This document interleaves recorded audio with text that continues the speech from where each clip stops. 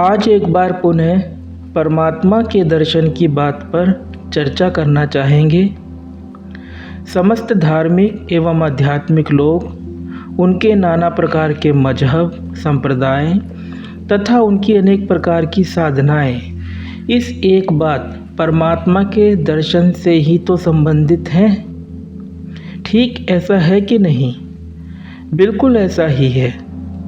अपने अपने तरीके से, अपने अपने सिद्धांतों के द्वारा ये सभी लोग, ये सभी संप्रदाय परमात्मा के दर्शन की ही तो बात करते हैं। पर क्या परमात्मा का दर्शन हो सकता है? और कौन है यह परमात्मा जिसके दर्शनों के लिए साधकगण प्रयत्नशील हैं? चर्चा में लेते हैं राजा जनक की एक स्वीकारोक्ति को, जिसमें वह कहते हैं, घोषणा करते हैं कि हाँ, मुझे परमात्मा का दर्शन हो रहा है। अष्टावक्र गीता के दूसरे प्रकरण के तीसरे सूत्र में राजा जनक अपने गुरु मुनि अष्टावक्र से कहते हैं, स शरीर मोहो विश्वम परित्यज्य मयाधुना कुतश्चित कौशलादेव परमात्मा विलोक्यते। अर्थात आश्चर्य है कि शरीर सहित विश्व को त्याग कर किसी कुशलता से ही अब मैं परमात्मा को देखता हूँ। इस सूत्र में 3 मुख्य बिंदु हैं। पहला बिंदु, शरीर सहित विश्व का परित्याग।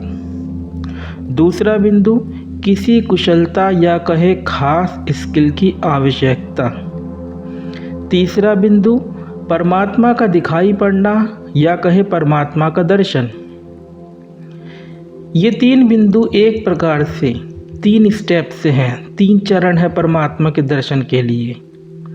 आइए इन 3 बिंदुओं को बारी बारी से समझते हैं। पहला बिंदु है शरीर सहित विश्व का परित्याग। राजा जनक कहते हैं, स शरीर मोहो विश्वम परित्यज्य मयाधुना। मेरे द्वारा ये संपूर्ण विश्व शरीर सहित त्यागा गया। जरा सोचिए कि क्या कहना चाहते हैं राजा जनक। क्या कभी भी शरीर और विश्व का परित्याग संभव हो सकता है? इसका परित्याग करके आप जाएंगे ही कहाँ? संसार का त्यागी तो संसार में ही तो रहता है, चाहे जंगल में ही क्यों ना रहे। और दूसरी बात गौर करने लायक यह है कि शरीर सहित विश्व को त्यागना है। क्या है यह त्यागना? त्यागने का अर्थ तो यही होता है कि जिसे त्यागा जा रहा है उससे सर्वथा अलग हो जाना, पृथक हो जाना। अलग कौन होता है? जो जिस वस्तु को जाना करता है वह उस वस्तु से अलग होता है। जानने वाला सदैव ही जानने में आ रही विषय वस्तु से पृथक होता है, सेपरेट होता है। आप दर्पण में अपनी छवि तब ही देख सकते हो जबकि आपके और दर्पण के मध्य सेपरेशन हो, पार्थक्यता हो। यदि आप दर्पण ही हो जाओ तो दर्पण को नहीं जानोगे, दर्पण में अपनी छवि को नहीं जानोगे, बल्कि दर्पण के अतिरिक्त और सब कुछ जो है उसको जान सकोगे। तो कुछ से भी अलग होने का तरीका, त्यागने का तरीका यह है कि आप सिर्फ उसके जानने वाले बन जाओ, उसके दृष्टा मात्र रह जाओ। शरीर सहित संसार को त्यागने की जो बात है, उसमें संसार के तो हम पहले से ही दृष्टा हो रखे हैं। आधा काम तो पहले से ही हो रखा है, कुछ करना नहीं है। हम संसार को जाना ही करते हैं, तभी तो इसकी इतनी माथापच्ची में हम संलग्न हैं। दिक्कत की बात यह है कि हम इस संसार को शरीर होकर के जाना करते हैं कि मैं शरीर हूँ। ठीक ऐसा है कि नहीं? हम शरीर को इस संसार में शामिल करके दोनों के दृष्टा होकर के नहीं रहते। शरीर को अलग कर लिया करते हैं। इससे हानि यह होती है कि शरीर की सीमाएं हम अपने पर आरोपित कर लेते हैं कि मैं शरीर हूँ या शरीर के भीतर हूँ, जिससे दूसरी बात या कहें कि भ्रम पैदा होता है कि संसार मुझसे बाहर है। इस प्रकार से यह अंदर बाहर का भ्रम पैदा हो जाता है, जिसके कारण ही हम ऐसी मान्यताओं के, धारणाओं के शिकार हो जाते हैं कि शरीर के भीतर कोई है जो कि मेरी आत्मा है, जो कि मरने के पश्चात शरीर से निकलेगी तथा पुनर्जन्म को प्राप्त होगी। तो सबसे पहले अंदर बाहर के इस भ्रम से छुटकारा पाना आवश्यक है। कैसे मिले छुटकारा और कैसे खुले दृष्टि? इसके लिए आप इस तथ्य पर जरा विचार कीजिए कि हमारा अनुभव नहीं है कि मैं यह शरीर हूँ या शरीर के भीतर हूँ। हम मूलभूत ऐन्द्रिक अनुभव की बात बोल रहे हैं, सेंसुअल परसेप्शंस की, ना कि हमारे एहसास की बात। जब हम किसी वृक्ष को देखते हैं और अपने हाथ, पांव अथवा शरीर के देखने में आने वाले किसी अन्य शारीरिक अवयव को देखते हैं, बॉडी पार्ट्स को देखते हैं, तो दोनों ही बातों में एक दृश्य देखते हैं। चाहे वृक्ष को देखें या हाथ को देखें, पांव को देखें, दृश्य नहीं कहता कि मैं वृक्ष हूँ या मैं हाथ हूँ। दृश्य अपने आप में मौन है तथा निर्दोष है। जब तक विचार उत्पन्न नहीं होता तब तक दृश्य की कोई भी व्याख्या नहीं होती है, कोई भी इंटरप्रिटेशन नहीं तैयार होती है। विचार ही बुद्धि को यह निश्चय प्रदान करता है कि सामने कोई वृक्ष है जो कि उधर है और मैं इधर हूँ। विचार यह निश्चय कराता है कि यह हाथ है, यह पाँव है, आदि इत्यादि।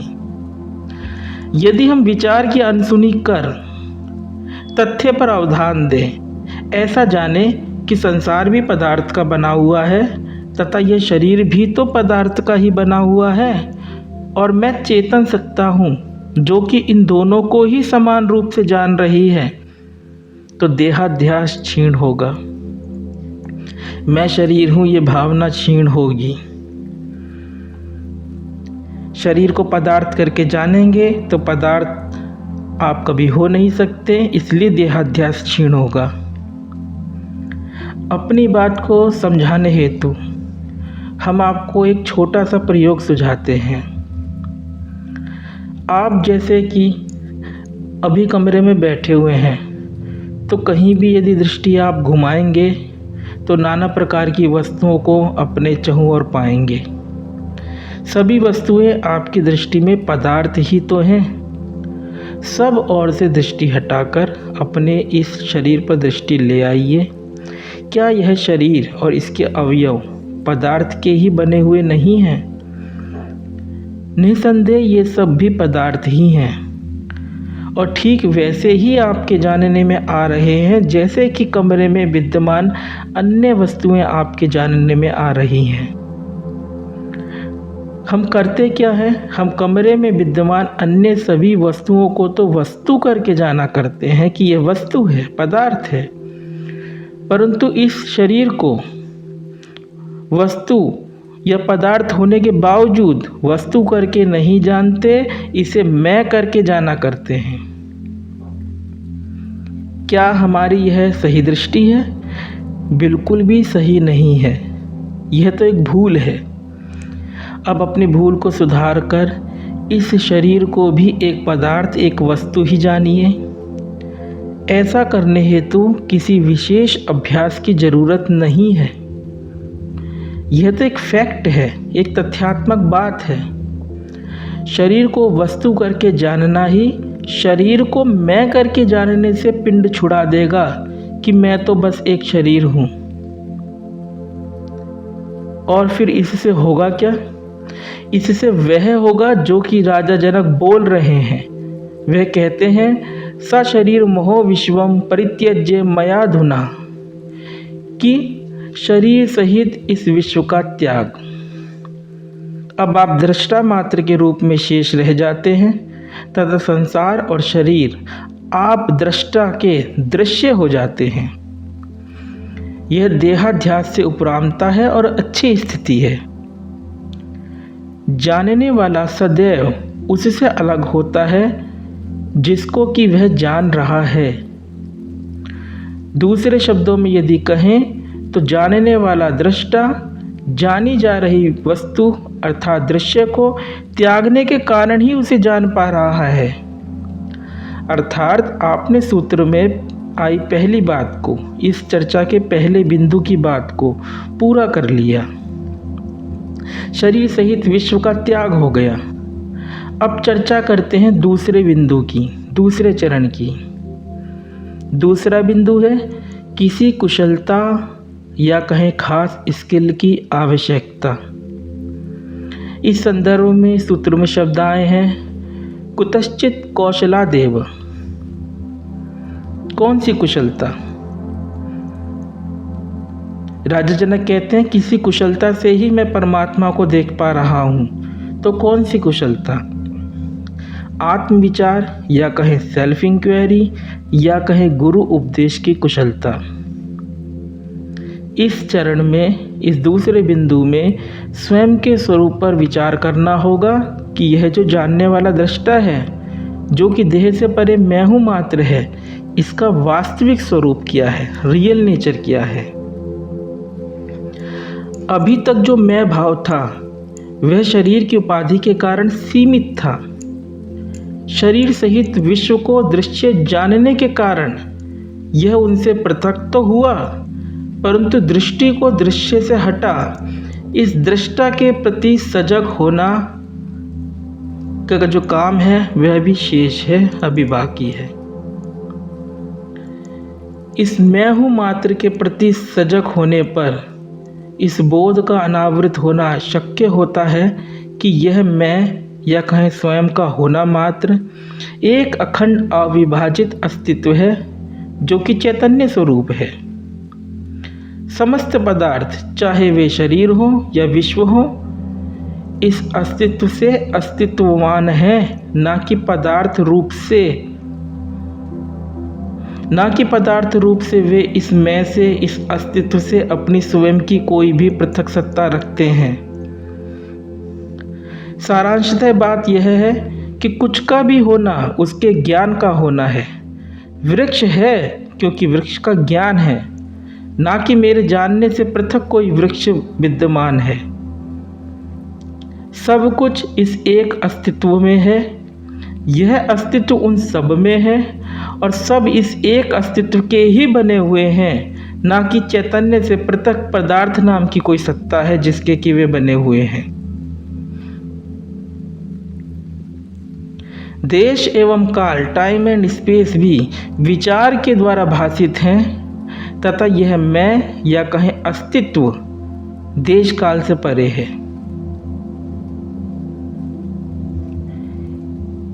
क्या ये सब बातें बौद्धिक वाग्विलास हैं, थ्योरेटिकल बातें हैं? नहीं, यह अनुभवात्मक है। परंतु इसके लिए कुछ करने से ज़्यादा स्वयं के होने मात्र में इस दृष्टा स्वरूप के साथ ठहर जाने में ही कल्याण पथ प्रशस्त है।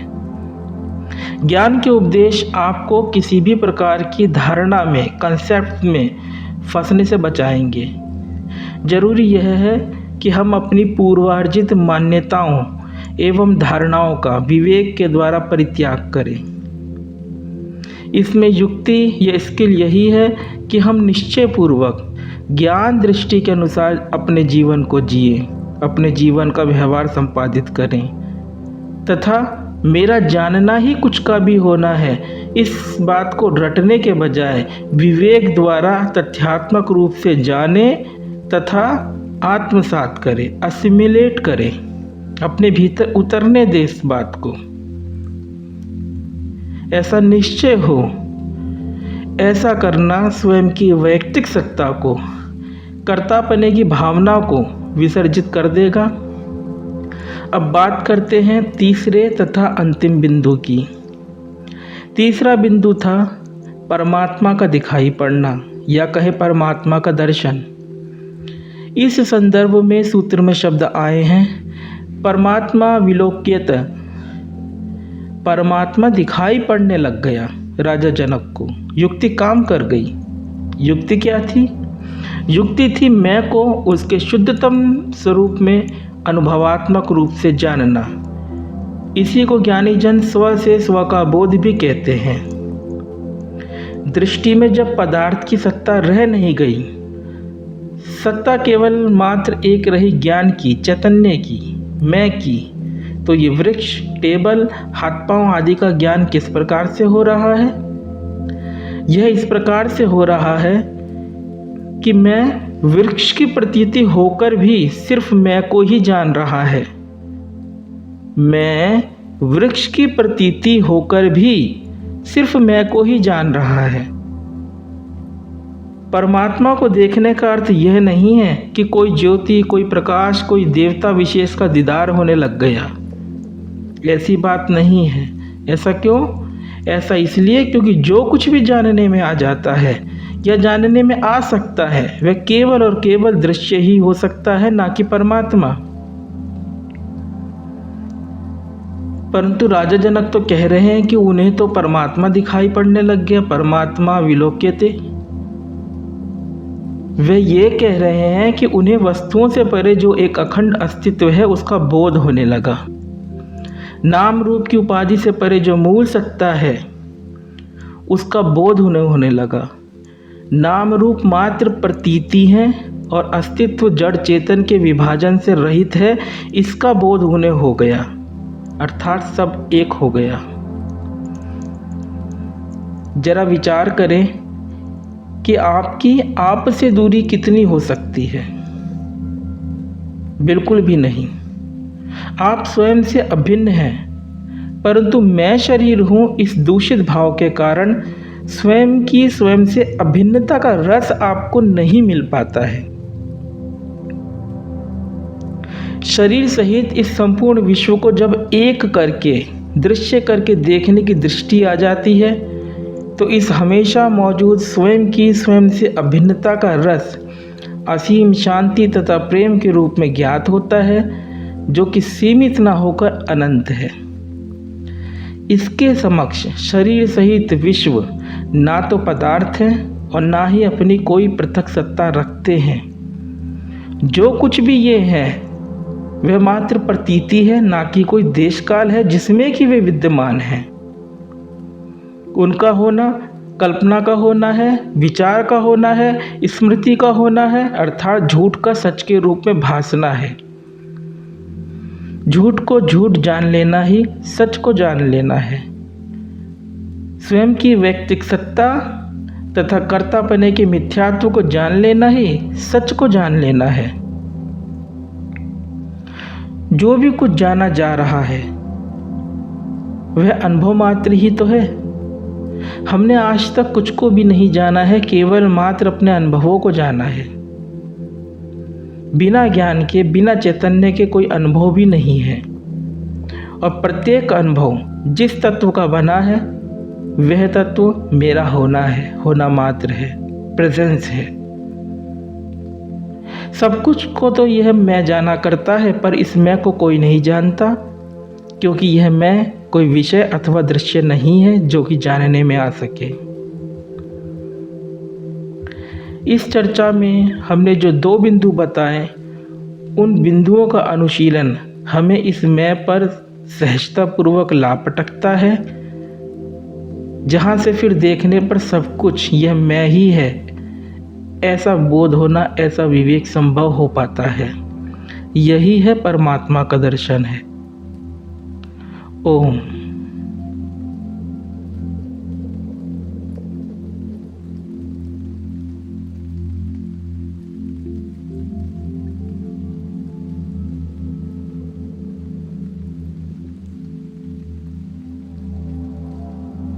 अगर आपको यह वीडियो पसंद आया है तो वीडियो को लाइक जरूर करें और चैनल को सब्सक्राइब कर इस ज्ञान के प्रवाह में अपनी श्रद्धांजलि अर्पित करें।